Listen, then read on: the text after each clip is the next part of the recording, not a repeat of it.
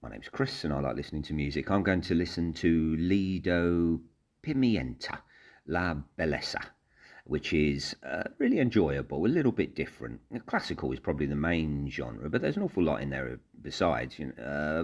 Voice, though, voice full of power, confidence and grace. Enjoyed it, but maybe didn't grow on me the way that I hoped. I gave it an 8 out of 10, which is about right. Let's see what the last listen brings. Track 1, Overturn, lovely start, and when that voice comes in, yeah, you know how special it is straight away. Yeah, classical with a folky feel. Musically, it reminds me of the Unthanks, very spiritual as well. You can feel that higher force involved, whichever one it may be. Yeah, it's an intro, not giving too much away, but a beautiful one, 8 out of 10. Track 2, Ahora, very dramatic. It's got the Carl Orff Brana, the Old Spice advert. Yeah, glorious epic. Sounds like it could be used in a Hollywood film. When it slows down, her voice comes in at the end. You know, no idea what she's singing about, but I know she means every word. Absolutely beautiful. 9 out of 10. Track 3, Quiero Que Me Beses, slowing things down at the beginning and not overly interesting for the first couple of minutes. There's a little bit too much on that album.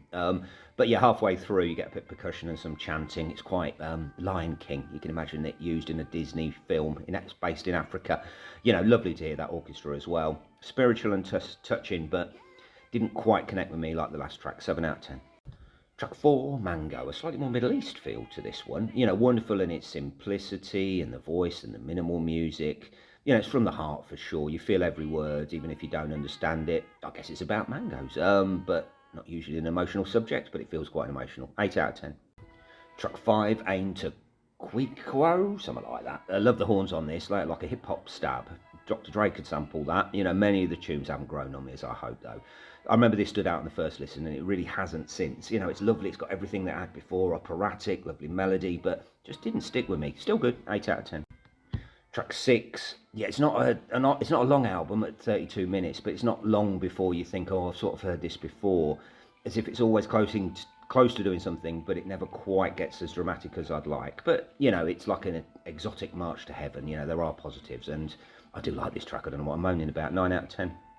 Track 7, back to the mellow stuff. Strings are gorgeous, such a nice sound, but it's just such a nice sound. Whatever notes you put in that order would probably sound nice. I'm just not overly impressed with the melodies. 7 out of 10.